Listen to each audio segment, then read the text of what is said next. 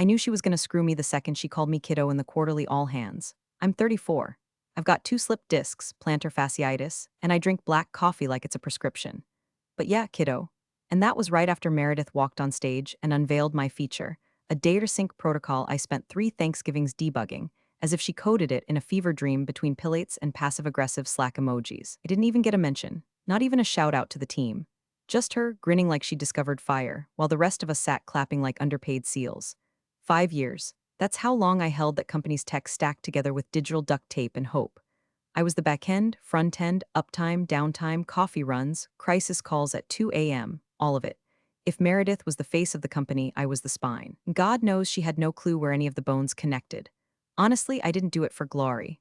I liked building. I like solving things. There's something stupidly romantic about pushing code at midnight while the office is dark and quiet, and the only sound is the janitor humming old Bon Jovi in the hallway. I like being the reason things worked. But over time, that pride turned sour. It's funny, most folks don't know this, but 97% of people who listen to stories like this never hit that subscribe button or tap like. If you're in that group, hey, no shade, but it really does help us keep sharing these wild, true tales from the heart of corporate America. So if you're enjoying this so far, do us a solid. Hit like. Maybe even subscribe. It means more than you know, seriously. Anyway, Meredith, she knew how to work a room. Had that LinkedIn influencer charm. You know the type? Big hand gestures, fake relatable stories about humble beginnings in a WeWork, and a way of saying team effort while making sure the spotlight stayed on her face. She once told a group of angel investors that her vision for the platform came to her during a silent meditation retreat. Meanwhile, I was home with a 101-degree fever trying to figure out why the analytics module was leaking memory like a faucet in a cheap motel. But I stayed through layoffs, budget cuts, and that one Christmas when payroll accidentally went out late and we all got Venmo'd half our checks with the subject line I owe you Christmas tree. I stayed because deep down I thought I mattered. I thought maybe she saw it too in her own twisted, controlling, HR-polished way. She called me her safety net once. Said, if anything ever breaks, I know you'll catch it before anyone notices. And I did, over and over, until I didn't. There was this one stretch, 2 months straight, where our only dev ops guy quit, and instead of replacing him, Meredith said, why don't you just absorb it? You're already touching the APIs, right? Touching the APIs. Like I was fondling code instead of writing the back-end architecture that powered every single client dashboard. But fine. I absorbed it. I built the deployment pipelines, patched security holes, handled uptime monitors, and personally carried our uptime back above 99.95%. And when a certain Fortune 100 client threatened to drop us because of latency issues, I stayed up 4 nights straight until I rebuilt their environment from scratch. I was too tired to even present the fix. I just emailed it in. Meredith screen-shared it the next day to a round of investor applause. Claimed she led the team through the storm. I didn't even bother to correct her. I just went back to my keyboard like always. By year 5, I had stopped expecting anything. No bonuses, no credit, no equity. Just the slow drip of gaslight compliments and the occasional coffee gift card with a note that said you're a lifesaver, while she flew business class to pitch my work as her legacy. But I'll tell you the exact moment the resentment turned into something sharper. It was a Tuesday, late spring. Meredith was giving a webinar to some up-and-coming VCs, and I had to sit in the Zoom chat fielding tech questions. Someone asked how we handled real-time load balancing. Meredith smiled and said, oh, that's all part of the dynamic architecture I built early on. I've always believed in engineering resilience. My screen cracked a little from how hard I clenched my jaw. That dynamic architecture was a rat's nest I rebuilt from scratch after her original spec doc turned out to be a Pinterest board with arrows. That night, I walked home and thought, if I disappeared tomorrow, this whole place would fall apart. I wasn't wrong. It happened on a Wednesday. Wednesdays were usually quiet, midweek fog, half the team working remote, nobody breathing down your neck yet about Friday deadlines. I came in early like I always did, because some Jenkins jobs were failing overnight and Meredith wanted the platform spotless for new client demo. I fixed the issue in under 10 minutes. No one noticed. No one ever did. At 9:42 a.m., I got the Slack ping. Hey, can you swing by my office real quick? Smiling face with smiling eyes, that emoji. Meredith always used smileys like she was softening a blow she knew would hurt.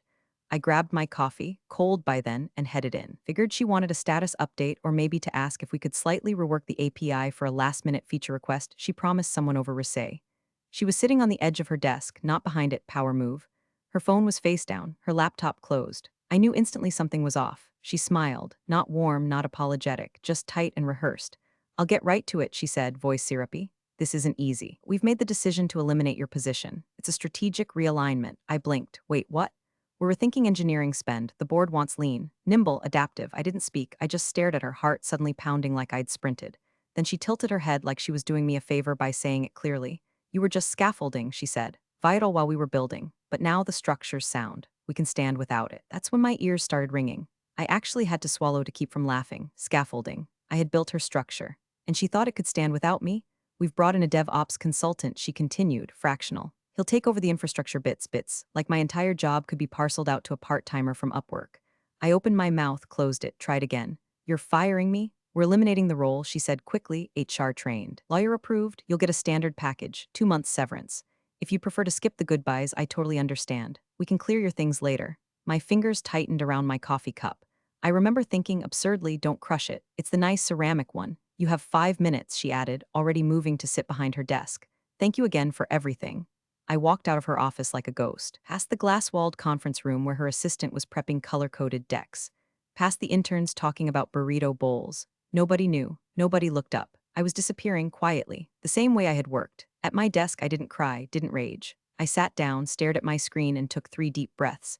Meredith thought I was scaffolding? Fine. But she just removed the one thing holding up her whole damn tower. In my inbox, there was already a calendar invite from HR. 10:30, exit process. I stared at it, fingers hovering over the keyboard. 2 months, that's what 5 years of my life was worth. 2 months and a thank you email. I opened Slack, typed a goodbye message in the dev channel. Something polite, empty. Got a handful of heart emojis and wait, what? Replies. Nobody pinged me privately. I was alone. Utterly, and I'd never seen things more clearly. Meredith didn't understand what she'd done. Not yet, but she would. The last day didn't feel like a last day. No farewell lunch, no awkward card with everyone's signatures, no fake tears from people who never learned how to pronounce my last name. Just silence and a sterile checklist from HR, emailed at 8:01 a.m. with the subject line, final steps for offboarding, return badge, sign NDA, deactivate accounts. Smile and vanish. I showed up at 9 a.m. sharp, mostly because I wanted to control how it ended. If they were going to erase me, I was going to choose how I disappeared. My desk was already stripped, someone must have pre-cleared it. The only thing left was a sad little succulent with 2 dead leaves and a coffee mug that said, I debug, therefore I am. I took the mug, left the plant. Most people didn't even know I was still there. Meredith wasn't in yet. Morning alignment with investors, according to her calendar. The same investors she'd be pitching the platform to in a few weeks. The same platform I built, piece by undocumented piece. I sat down one last time and opened my laptop. No one hovered, no one questioned. I pulled up the admin dashboard for the internal API registry. It looked the same as always, unassuming, clinical, just rows and rows of keys with UIDs and access levels. Mine was at the top, labeled System Bootstrap Root, the one that tied together half the infrastructure. It was never supposed to be like that. Years ago, when we were scrappy and broke, I told Meredith we needed a proper license for the enterprise-level API gateway. Something secure, scalable, with redundancy. She waved it off, said, we're not there yet, just use what you've got. You're smart, you'll figure it out, so I did. I used my developer key. Temporarily, I told myself, just until we got funding. But funding came, twice. And every time I asked to replace the architecture, to untangle the brittle web that relied on my identity to function, she said the same thing, not a priority. If it ain't broke, don't fix it, so I became the linchpin. Quietly, permanently. They scaled the company on top of a piece of me, and now they were pushing me out without even bothering to check what I took with me.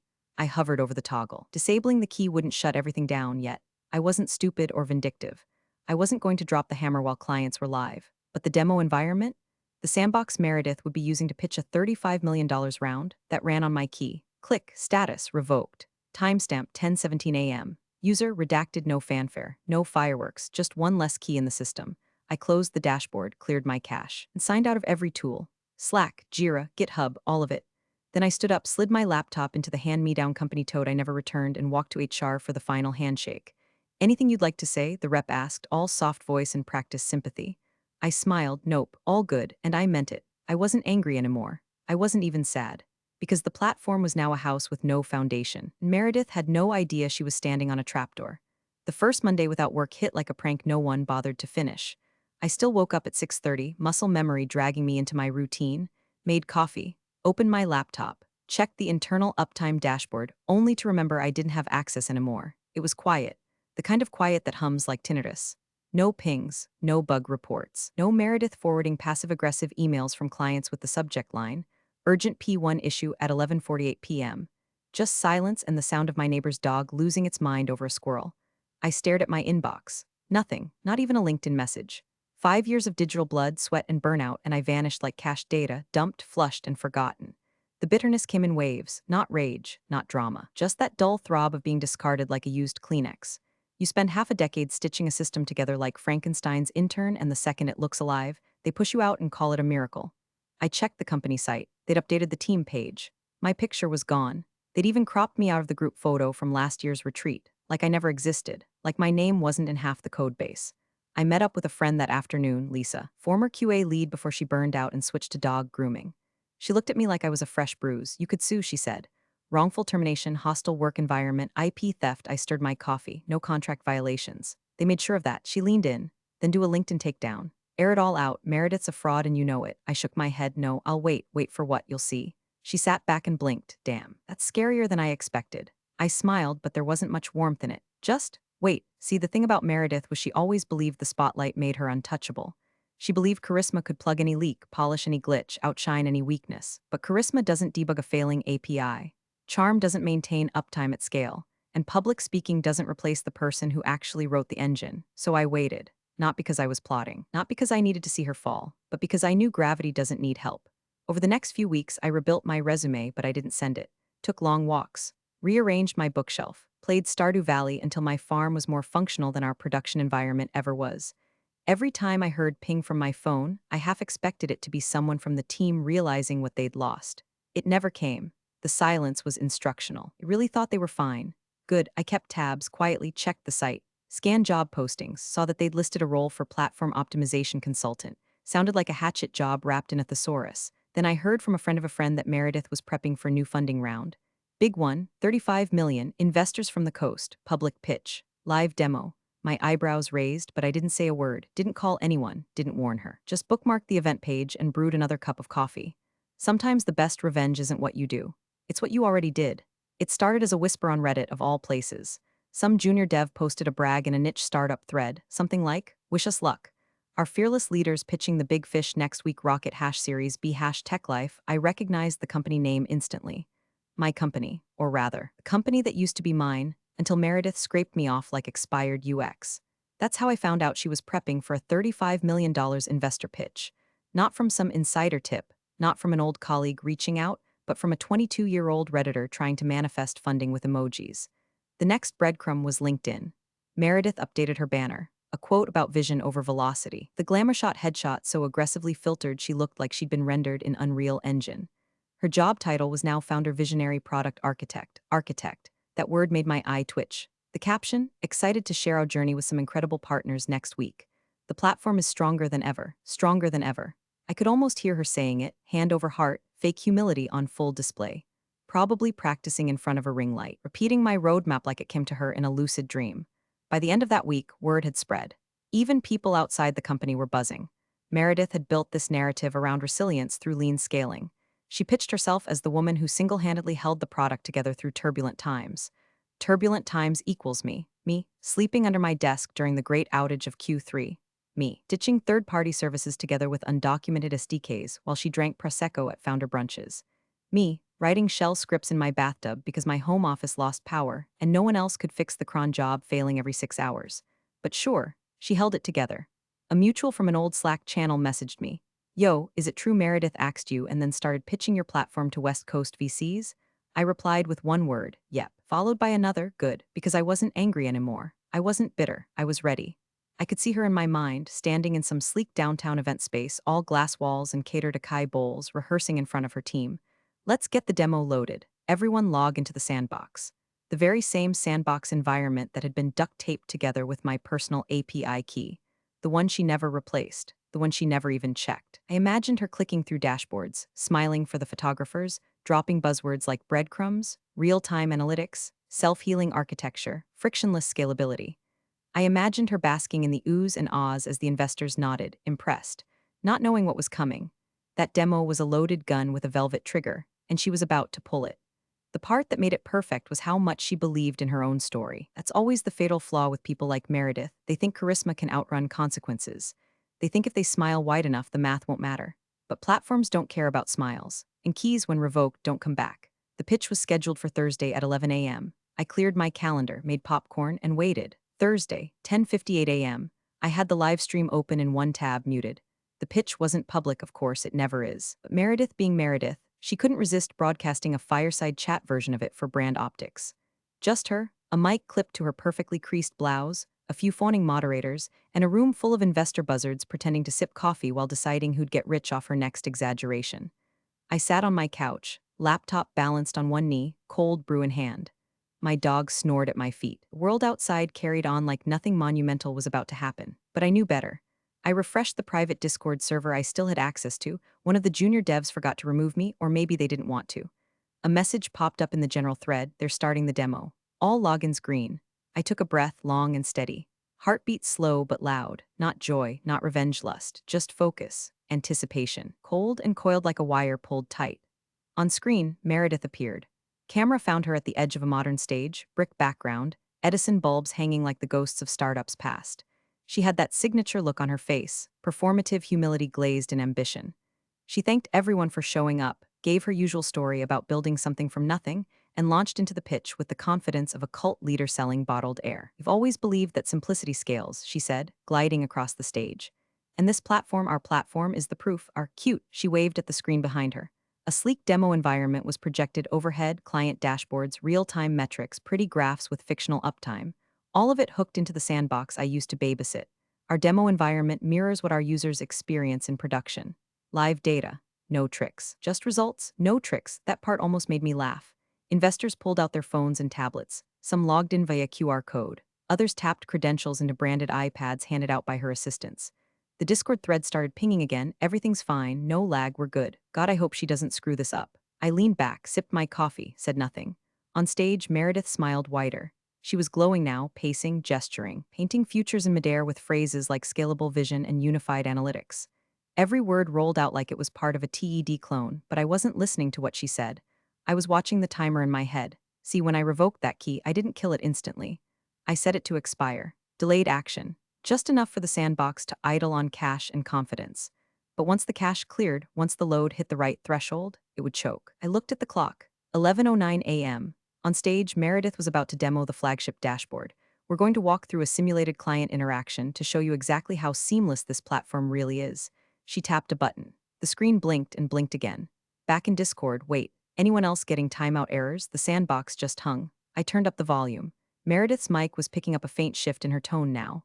Not panic yet, just the tiniest hitch. She tapped again, still nothing. Looks like we're having a little refresh issue, she said with a practiced chuckle. Just a minor hiccup, should be back in a second. Investors glanced around. One refreshed their screen. Blank. Another tried reloading and got a red 404 banner. Phones were coming out. Murmurs rippled across the room like a cold wind. Back in Discord, I think the API's dead. Logs say invalid credentials. Who changed the sandbox config? They didn't know yet, but I did, and so did the key. At first, it was just one screen.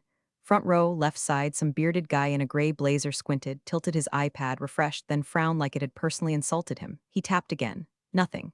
Then the second screen froze, then the third, like dominoes in slow motion, demo after demo stopped responding. Graphs vanished. Load times stalled. Animations spun forever like they were stalling for time that no longer existed. I watched from my living room as the wave rolled over the room. A few investors coughed politely. One raised a hand. Another whispered to a colleague, shielding their phone like it held trade secrets. And Meredith kept smiling, but it was a mask now, tight around the edges. "Oh, looks like we've got a little hiccup," she said with that brittle charm she'd always weaponized. "Should be right back. Our dev team is just fine-tuning some background refresh logic." Lies, pretty stalling lies. I'd heard her say them to clients 100 times, but there was no dev team behind the curtain. There was no fix coming because I wasn't there to fix it. I leaned forward, elbows on knees, laptop glowing with the Discord thread now in full-blown panic, all sandbox users down. API endpoint returns 404, not cached, this is core. Who the F pulled the key? The key, my key, the one they never replaced, the one Meredith forgot was me. On the screen, Meredith was starting to sweat, not much, just a shine along the brow, a little tightness around the mouth, her clicker stalled. The giant screen behind her had gone full white box 404. Error, resource not found. You could hear the room shift, the air got thick. People weren't whispering anymore, they were murmuring in full sentences. Investors were checking their devices, side-eyeing each other. Phones buzzed with internal group chats Meredith couldn't see. She kept talking, like she could keep the illusion alive if she just filled the space with enough adjectives. This is the beauty of working live, right? She said with a forced laugh. You see the product in action, warts and all. Warts, 404 isn't a wart, it's a corpse. The murmuring grew, chairs creaked. Someone in the back audibly said, "Is this the real environment or a demo?" And Meredith, oh Meredith, still tried to fake control. "This isn't indicative of the real product. Obviously, there's a temporary access conflict. Our engineers are already looking into it. We'll have it resolved in just a moment." Her voice cracked halfway through that sentence. Discord lit up again. The token was hard-coded. It's gone. Everything linked to it just died. Why was this even tied to a personal key? I could have answered that. I could have explained how 5 years ago she told me to just make it work without proper funding. I could have reminded her that I warned her more than once. But no one listens to scaffolding. They only notice when it's gone and the building starts to crumble. On stage, Meredith's smile was gone. Her hands trembled slightly as she gripped the clicker like it could save her. One assistant was now crouched near the AV booth, whispering into a headset. Another stood off stage, pale, motionless, clutching a tablet that refused to load. The crash was here, total failure, not a flicker, not a stutter, just 404, and I didn't need to gloat. Because that error message said everything I couldn't. The whisper came around 11:18 a.m. By then, the room was a minefield of crossed arms and raised eyebrows. Investors were no longer pretending to be polite. They were scanning the exits, refreshing their devices in angry loops, mumbling things like waste of time and this wasn't in the deck. On stage, Meredith stood frozen mid-pivot, her mouth half open like she'd just forgotten a line from a play she wrote but never understood. That's when her assistant Talia, I think, emerged from the wing. Clipboard clutched to her chest like a shield, face pale, steps quick and careful like someone approaching a wounded animal. She didn't speak right away. Just reached up, stood on tiptoe, and leaned into Meredith's ear. I couldn't hear the words, but I didn't need to. I knew exactly what she said because I wrote the punchline 5 weeks ago. On the stream, Meredith stiffened. You could actually see the moment her spine locked and her eyes widened, not just in panic, but in recognition. Her whole face went still like the image froze, but the video kept playing. She blinked. Once. Twice. And then she turned, slowly, robotically, toward the backstage screen that still flashed 404, resource not found in bold, unapologetic letters. In Discord, the devs were scrambling. It was her old root key. We never rebuilt the auth layer after she left. Who approved this architecture? Someone, bless them, finally typed it out. This whole thing was built on her credentials, me. Meredith's hands were shaking now. I could see it. She tried to lower the mic, fumbled, dropped it against her hip with a loud thump. Talia stepped forward again, offering the clipboard. Meredith waved her off too hard. You could hear her breathe into the mic, sharp and uneven. Her eyes scanned the room like she was looking for an escape route, or maybe a time machine, because now she understood. Every pixel of the demo environment, every graph, every click, every client simulation, it all lived and died on the back of a single API key. Key she never replaced. A key she never even asked about after firing me because I was just scaffolding. And scaffolding in her world was never meant to outlast the paint job. The irony was almost poetic. She fired the person who built the foundation and then leaned her entire future against it without checking if it was still standing. And now it wasn't. I didn't cheer, didn't punch the air, didn't take a screenshot. Oh, God knows I could have sold it for 1,000 office workers worth of catharsis. Instead, I watched her unravel. From hundreds of miles away in sweatpants and with a chipped mug of microwave coffee, I watched the power I used to carry silently become thunder in someone else's hands, and watched it knock Meredith flat on her flawless, polished ass. For once, I didn't need to say a damn thing. The silence was doing it for me. She didn't move.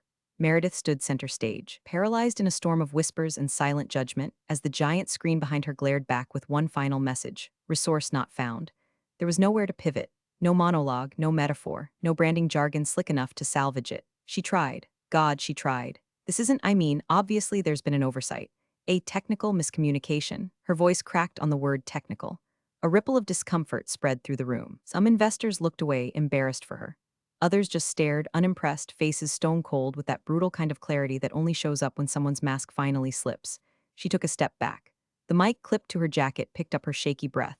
You could almost see her run through the mental math. How fast can I blame the dev team? Can I spin this? Can I promise a fix in the follow-up deck? Will they buy pilot environment stress test? But it didn't matter. No one was buying anything. Because the product, the platform she sold as her brainchild, her baby, her vision, was visibly, undeniably dead in the water.